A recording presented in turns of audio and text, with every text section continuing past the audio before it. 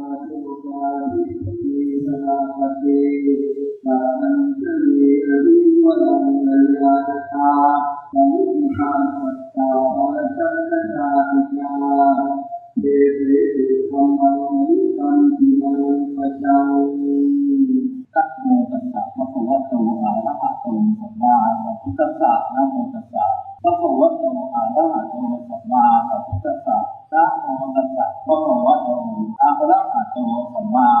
สัมพุทธัสสะปุญญวิวัตโสสิกขยะอายตตังสุขุลยะทานังจะสัมมจาริยัญจะเมตตาจิตตัญจะภาวะเยปฏิ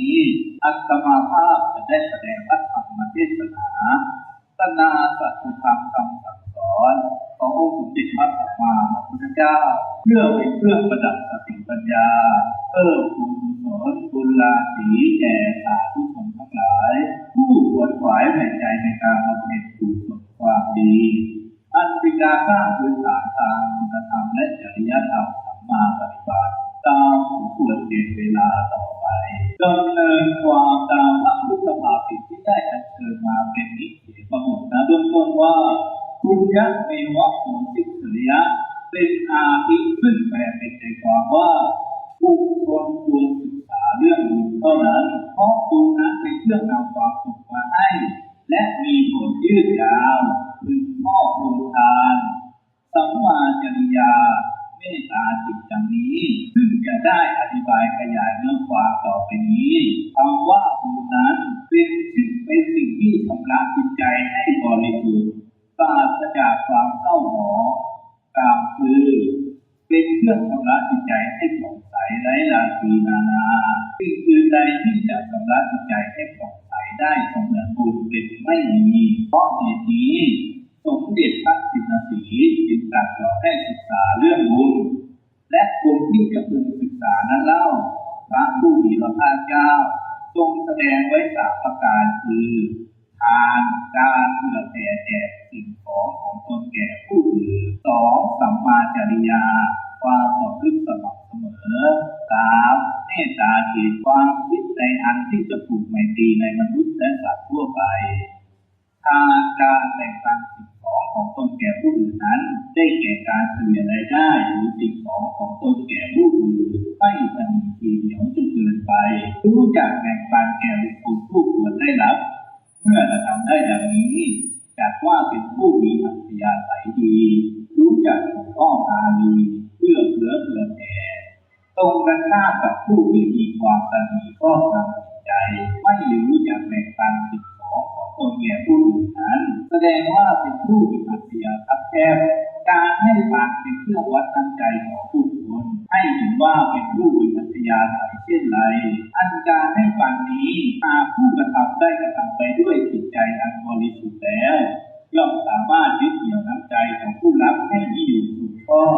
แต่การบริจาคหรือการให้ทานนี้ผู้กระทำจะต้องกระทำไปด้วยน้ำใจมุ่งไปอยู่แก่ผู้รับจริงๆไม่หวังผลตอบแทนแต่ประการใดจึงจะสำเร็จประโยชน์ในการให้ถ้าหวังผลตอบแทนแล้วก็เป็นประดุจเหมือนให้ทั้งผู้เพื่อหวังดอกเบี้ยแสดงว่าเป็นผู้มีอัธยาศัยไม่ดีพอส่วนการที่จะได้ผลตอบแทนหรือไม่นั้นเป็นเรื่องของผู้รับต่างหากการบริจาคตามโดยอีกเป็นนิยายจะต้องไม่เป็นไปเพื่อเพิ่มพูนความโลภของตนเช่นบุคคลพิจารณาเห็นว่าชาตินี้ตนเป็นคนอัตคัดขัดสนแล้วก็ขวนขวายในการให้ทานเป็นการสร้างบารมีเพราะเหตุนี้องค์สมเด็จพระชินสีจึงทรงแสดงลักษณะแห่งการบริจาคทานไว้2ประการคือ 1. บริจาคโดยฐานอนุเคราะห์ 2. บริจาคโดยฐานบูชาคุณซึ่งมีความหมายแตกต่างกันดังนี้คือโดยฐานอนุเคราะห์สำหรับผู้มีฐานะสูงหรือเท่ากันจะพึงกระทำแก่ผู้ที่มีฐานะต่ำหรือมีฐานะพอๆกัน 2. โดยฐานบูชาคุณสำหรับบุคคลผู้เป็นหนี้บุญคุณจะพึงกระทำแก่ท่านผู้สมคุณคือเคยมีบุญคุณแก่ตนอีกประการหนึ่งการบริจาคทานมีอยู่2ประการคือการบริจาคทานโดยเจาะจงการบริจาคทานโดยไม่เจาะจงคือสาธารณะทั่วไปซึ่งมีความแตกต่างกันการบริจาคทานโดยเฉพาะเจาะจงผู้รับคนใดคน ยกว่าการบริจาคโดยเจาะจงส่วนการบริจาคเพื่อบำรุงการศึกษาบำรุงโรงพยาบาลหรือบริจาคเพื่อกิจการสาธารณะในพระพุทธศาสนาเป็นต้นเรียกว่าบริจาคโดยไม่เจาะจงในสองประการนี้การบริจาคโดยเจาะจงเป็นประโยชน์แก่ผู้รับและเห็นผลเร็วแต่มีขอบเขตไม่กว้างขวางเหมือนการบริจาคทานโดยไม่เจาะจงทานทุกประเภทบุคคลพึงจะเลือกใช้โดยสมควรแก่ฐานะและโอกาสโดยฐานะอนุเคราะห์บ้างโดยฐานะบูชาคุณบ้างโดยเจาะจงบ้างโดยไม่เจาะจงบ้างแต่การบำเพ็ญบุญไม่เพียงแต่การเอื้อเฟื้อเผื่อแผ่เท่านั้นยังจะต้องประพฤติตนให้สม่ำเสมออยู่ด้วยโดยไม่คิดเบียดเบียนผู้อื่นบ้างโดยวางตนสม่ำเสมอคือเสมอต้นเสมอปลายไม่แสดงอาการขึ้นลงเพราะเสียฐานะความถือตัวหรือเอารัดเอาเปรียบกันเพราะเหตุนี้พระผู้มีพระภาคเจ้าจึงทรงแสดงสัมมาจาริยาความประพฤติสม่ำเสมอว่าเป็นบุญอีกประการหนึ่งได้แก่การประพฤติสุจริตเรียกว่าประพฤติสม่ำเสมอเพราะเป็นปกติไม่ลุ่มดอนเหมือนทุจริตซึ่งมีลักษณะลุ่มดอนบางคราวทำดีบางคราวทำชั่วเพื่อหวังผลต่อหน้าอย่างหนึ่งรับหลังอีกอย่างหนึ่งซึ่งนับว่าหาความสม่ำเสมอไม่ได้เลยส่วนผู้ประกอบสุจริตย่อมประพฤติตรงไปตรงมาคือต่อหน้าอย่างไรรับหลังก็อย่างนั้นเมื่อบุคคลประพฤติดีปฏิบัติชอบจัดว่าเป็นผู้มีอัธยาศัยบริสุทธิ์จัดว่าเป็นบุญอีกประการหนึ่งประการที่สองได้แก่ความวางตนสม่ำเสมอตามสมควรแก่ฐานะของบุคคลเช่นบุคคลผู้เป็นญาติกันก็ประพฤติตนแก่ฐานะที่เป็นญาติกันคือนับถือกันตามสมควรไม่ดูหมิ่นดูแคลนกันเพราะมียศมีอำนาจมีทรัพย์มากน้อยไม่สำคัญอนุเคราะห์กันตามสมควรแก่ฐานะและโอกาสผู้ที่เป็นเพื่อนกันก็ประพฤติสมควรแก่ฐานะที่เป็นเพื่อนกันมีจิตคงที่ไม่แปรผันในเวลาอีกฝ่ายหนึ่งได้ดีหรืออีกฝ่ายหนึ่งเสื่อมตามลงไปยึดเดี่ยวดังใจกันประพฤติตนตามฐานะที่เป็นพวกเดียวกันไม่เอารัดเอาเปรียบกันตามควรฝ่ายช่วยเหลือรักษาผลประโยชน์ของกันและกันบุคคลผู้ประพฤติสม่ำเสมอดังกล่าวนี้ชื่อว่าผู้มีอัธยาศัยดีงามเพราะมีความประพฤติเป็นไปตามคำนองของธรรมจึงจัดว่าเป็นบุญอีกประการหนึ่งอันบุคคลผู้เอื้อเฟื้อเผื่อแผ่ให้กันและผู้ประพฤติสม่ำเสมอถ้าจะได้มีไมตรีความรักใคร่ไม่เบียดเบียนซึ่งกันและกันด้วยแล้วต่างฝ่ายต่างก็มีไมตรีจิตต่อกันเหตุนั้นพระพุทธองค์จึงทรงแสดงเมตตาจิตว่าเป็นบุญอีกประการหนึ่งเมตตาจิตได้แก่จิตความคิดความปรารถนาความสุขแก่บุคคลอื่นกล่าวคือจิตที่ปราศจากความอาฆาตพยาบาทและความเบียดเบียนผู้มีจิตเมตตานับว่าเป็นผู้มีอัธยาศัยดีเพราะนำความสามัคคีให้เกิดในหมู่คณะยังความสนิทสนมกลมเกลียวกันยิ่งขึ้นไปตรงกันข้ามกับผู้มุ่งร้ายต่อผู้อื่นซึ่งนอกจากตัวเขาเองจะได้ชื่อว่าผู้มีอัธยาศัยไม่ดีแล้วยังทำความลำบากใจให้แก่ผู้อื่นอีกด้วยเพราะเหตุนี้บุคคลควรเป็นผู้ประกอบด้วยเมตตาจิตที่ปรารถนาความสุขในบุคคลอื่นเป็นที่ใดการเพราะเหตุนี้องค์สมเด็จพระสินสีจึงตรัสว่า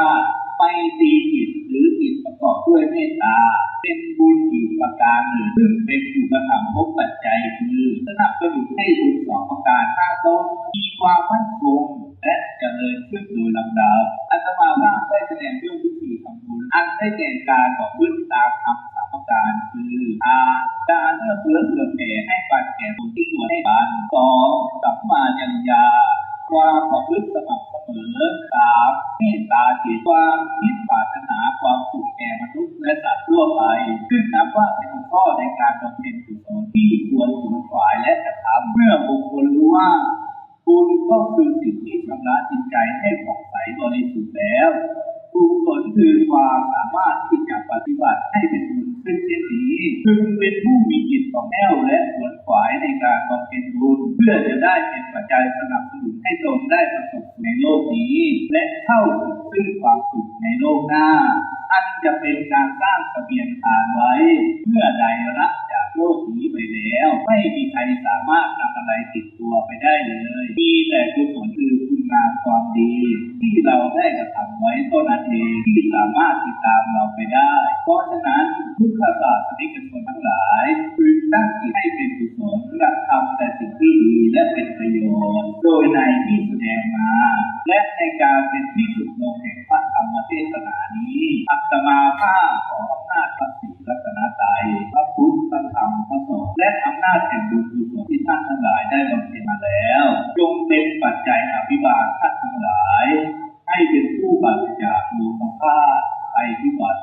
ผู้ปัดวันตรายทั้งหลายและจงเจริญไปด้วยอายุวันนะสัพพละปฏิภาณธรรมสารสมบัติประสงค์จำนงหมายสิ่งใดที่ประกอบด้วยความชอบธรรมขอสิ่งนั้นปวงจงสำเร็จสู่ความปรารถนาทุกประการเถิดอาตมาภาพก็แสดงพระธรรมเทศนามาพอเป็นแก่เวลาขอยุติลงไว้เพียงเท่านี้เทวังก็มีด้วยประการ